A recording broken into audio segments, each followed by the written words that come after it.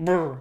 That's how I warm up. Hey everybody, today is Friday, November 10th, 2023. As usual, my name is Jake Baldino, here to talk about all the video game news that has been going on this week. And thankfully, it is a pretty crazy week for gaming news because of the top story. We finally know when we're going to actually see the next Grand Theft Auto. Yes, Rockstar Games themselves have given us or graced us with an announcement of an announcement. On their social media accounts, Rockstar talked about how the 25th anniversary is coming soon and how since 1998 they've wanted to push the medium of video games and blah, blah, blah, blah, blah. But the most important thing here for a lot of people is we are very excited to let you know that in early December, we will release the first trailer for the next Grand Theft Auto. We look forward to many more years of sharing these experiences with all of you. Thank you, Sam Hauser. So there you have it. After years and years and with their parent company and them acknowledging that there is a new one in the works, we've known, it isn't Grand Theft Auto 6 confirmed.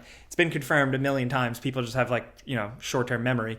But also all those leaks, now finally we're going to get the first trailer or whatever it may be for Grand Theft Auto 6. Is it going to be like a flashy, exciting trailer? Is it going to be one of those in Grand Theft Auto? Is it going to be one of those gameplay breakdown things? I don't know. I'm expecting more of a flashy teaser, but who knows? And when exactly in the beginning of December? We don't know for sure. A lot of people are speculating that it might drop during the Game Awards. That's not typically a Rockstar move, so I don't know for sure. I think if Jeff Keighley got Rockstar Games to announce Grand Theft Auto 6 at his award show, he would probably shit his pants or something. I don't know. Who knows? Rockstar always kind of does their own thing. They're always a little weird, unconventional. So we'll just have to wait and see how this goes. But at the very least, now we finally know when we're going to get our first real, genuine look at Grand Theft Auto 6 and hopefully know more of what the deal is. Now all we have to do is just make sure in between this time, this couple of weeks, an asteroid doesn't hit the Earth or whatever. Along with that, Take-Two, the publisher for Rockstar Games publishing Grand Theft Auto 6, they did kind of talk and acknowledge delays and just how the project was going. And Strauss Zelnick, the head during a financial earnings call thing, was essentially talking up how because of the actors strike and all that stuff and how that was potentially going to boil over to voice acting work, those negotiations are going down next week, and they're expecting them to not really, disrupt too many things. But that's on the corporate side of things, of course. That's what they think. But along with that, he alluded to the fact that even if strikes do go down, that they will not be affected, with a lot of people assuming from that all of the voice acting and everything and acting has already been recorded for Grand Theft Auto 6. We've known they've been at work at the game for a long time. So if there was a question of it being delayed because of possible voice actor strikes, it seems like that's not going to be the case, according to them at least. Also, if you care about more of the inside baseball stuff, during that earnings call, Take-Two did talk about how they are very much anticipating both Grand Theft Auto and some other titles to really be massive hits for them up to 2025, 2026. So they are gearing up for growth mode and just all this corporate speak. Long story short is they're going to make well over $1 billion, and they're very excited about it. So yeah, if you want to read up on it though, if you're into the analyst type stuff, I will link that in the description down below, as well as everything else we're talking about. That stuff out of the way though, in the comments, I do want to know what you guys think about Grand Theft Auto 6 finally being revealed soon. Obviously the leaks were one thing, but formally, officially revealed that we know what the actual deal is, the hook of the game. Do you think it can live up to the massive weight we've had, the hype that people have built up in their head for this? Also the mainstream pressure. We're enthusiasts, you watching, me talking, we're hardcore about this shit, but Grand Theft Auto is such a massive property, it goes beyond us. So where do you think it's going to hit for those type of people? Let's talk anything really Grand Theft Auto 6 down in the comments. There's a lot. But jumping gears to live service stuff, Sony actually has sort of delayed multiple live service games. According to Video Games Chronicle, they had 12 live service games in the works or planned, and they're delaying half of that, so 6 games. During an earnings call, Sony president said, and I quote, "We are reviewing this. We are trying as much as possible to ensure that these games are enjoyed and liked by gamers for a long time." Also going deeper and saying that despite them publishing these new types of live service titles, they are still committed to the quality that they've had for other games. So that's what they want to do. When I initially read the headline, I thought it was them kind of almost backpedaling from all the live service pushes because we've seen so many failures in that sector. Only a couple of big few make it. And it seems like for a lot of people, like they assumed part of that was Jim Ryan's plan, the heavyweight business guy behind it all, but with him stepping down, maybe they're going to pivot away from some of these live service games. I don't know for sure, but I know a lot of gamers are just rooting for not more live service games because there's enough already. And while some absolutely certainly hit and they have huge audiences and people are in love with them, there are so many that end up in the graveyard where those resources and that time could be spent on making other cool traditional games. But that's just me. And on the funny flip side, Warner Brothers heads for the gaming division have essentially said they are going to double down on live service games. The Suicide Squad has kind of been talked about, like people speculate with that, but during an earnings call and stuff, like the heavyweights there were essentially stressing that they have Harry Potter, they have Lord of the Rings, they have, the DC stuff, they have all these properties, and they want to make games that don't just have windows of them making money because people buy them and play them. They want people playing these games for years to come so they can generate money for years to come. I don't know.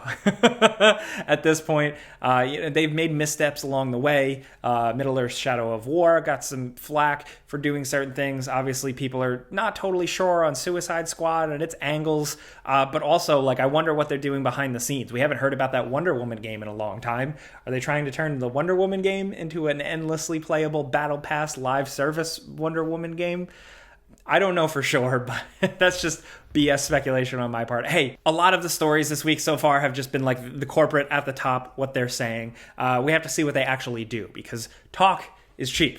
It's the actual doing. So let's just wait and see. But in some interesting news around Assassin's Creed, we talked about leaks for Assassin's Creed Red last week, which kind of confirmed a female protagonist. But now, thanks to Insider Gaming and leaker Jonathan, who we've quoted before, who they both have various levels of track records of getting things right. Apparently, this Assassin's Creed Red is going to have 2 playable protagonists, with one being the already leaked female kind of assassin character, but also a character, Yasuke, who is apparently an actual real historical figure. Known by some as the African samurai. I don't know too much about the historical nature of it, but according to this leak, this rumor, so take it with a grain of salt, but according to this, they are essentially taking that character and kind of rewriting a story, coming up with a kind of fictionalized version, but it is going to be loosely based on that real person. This man from Africa that was brought over to Japan and ultimately fell into and learned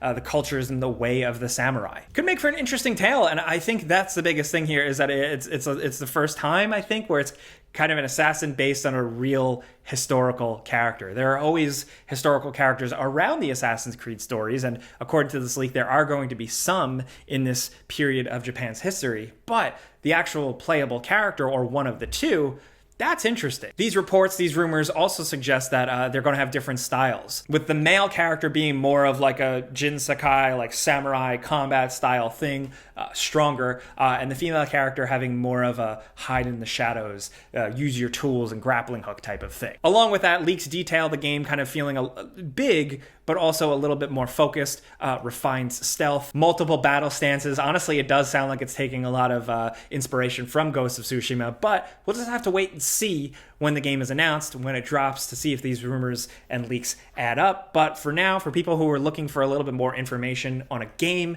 set in Japan, which is what so many Assassin's Creed fans have been wanting for a long time, there you go. That's what we got to eat on this week. Also, as a little bit of a surprise, Valve has kind of pulled off Nintendo. They've updated their handheld to OLED. So now Valve is offering a kind of revised Steam Deck. It's got an OLED screen. It's got an upgraded battery life. There's a couple of sizes. The 1 terabyte version also has a redesigned case. Couple of little tweaks here and there. If you want to read up on all of it, I'll link it in the description down below. Also, a really cool, flashy special edition one you can get. So if you haven't gotten a Steam Deck but you're on the fence, it might be the time when this does go on sale, November 16th. And what I can say is that we're going to get our hands on this thing and we'll be talking about it more next week. So keep your eyes peeled. Also, it wouldn't be a week without a game delay, and this time it is Star Wars Hunters, which has been pushed to 2024. War. Now, you might come to me and say, hey, Jake, what Star Wars guy, what is Star Wars Hunters? And I will tell you, I totally forgot, and I had to look it up.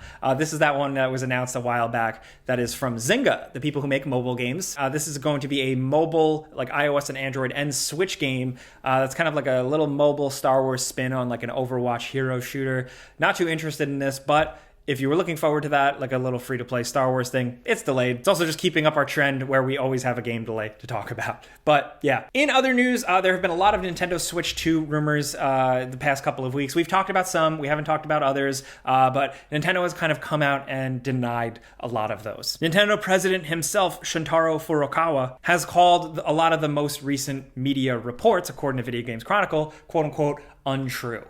Specifically, some of the more crazier, newer redesign rumors of the Nintendo Switch 2 with like the multi-screen thing, but also more significantly, the rumor we talked about a couple months back that Nintendo was privately showing developers behind closed doors at Gamescom a look at Nintendo Switch 2 or whatever it's going to be called to get them ahead on developing games for it. He has called all of that untrue. I mean, Nintendo has denied certain things before that did turn out to be true, so who knows for sure, but Nintendo has once again kind of doubled down, reiterated that they are still committed to the Nintendo Switch. So, yeah. Along with that, just linking some trailers and some cool things from this week. The first is we missed it at the very end of last week with BlizzCon, but the trailer for World of Warcraft War Within. There's a lot, actually, from BlizzCon, but this trailer was the big thing that really blew people away. Just a good old-fashioned Warcraft Blizzard cinematic, high-quality, awesome shit. It's just what the doctor ordered sometimes. Also, linked a trailer for Modern Warfare 3, because that's out this week. The multiplayer is going down. The zombies is going to be interesting. That's the only thing that I really kind of caught my eye. But really, I played through the campaign, and I didn't like it. It was like 4 hours and half-baked.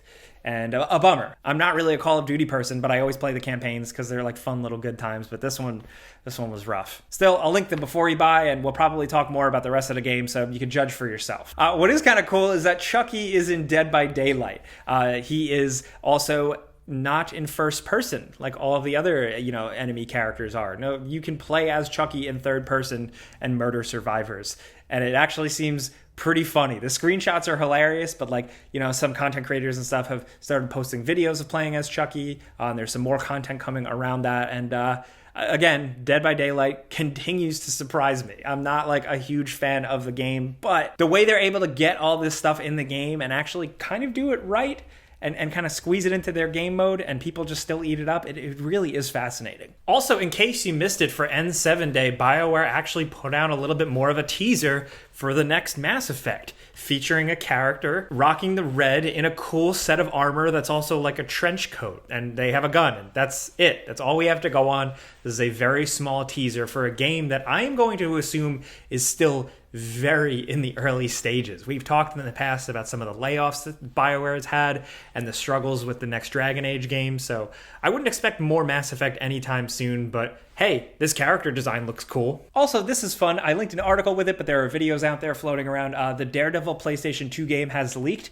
It was unfinished. There have been videos of the game, like leaked stuff floating around for years now, probably like a decade or so, but now like an actual playable version of the game has leaked, so people have been busting into that, and it is very much a PlayStation 2 game. But it is also humbling to see how comic book games used to be, free of the weight, the burden, the expectations of like big movies and stuff like that. Honestly, this Daredevil game kind of reminds me of the THQ Punisher game, which was sick. But along with that, some wild news. The Legend of Zelda movie is official. It's a real thing. It was announced by Nintendo on their social media accounts the other day, with Miyamoto coming out and saying, hey, we've been working for years with Sony producer Ari Arad to now officially start working on the Legend of Zelda live-action movie. Avi Arad is a producer, a pusher of comic book movies that's been around forever, with Marvel, with Sony, is kind of heralded in some aspects as the person who brought Spider-Man to the forefront, movies and stuff like that, but also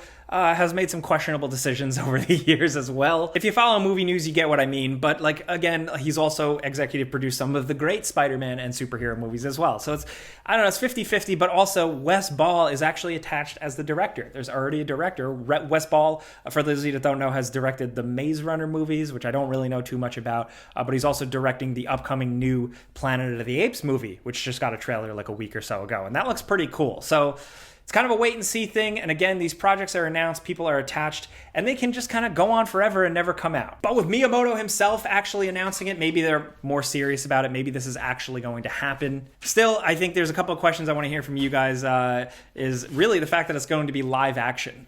I personally would want more of an animated type thing, but you know, some people are all over the place. Some people have wanted a live action Zelda forever.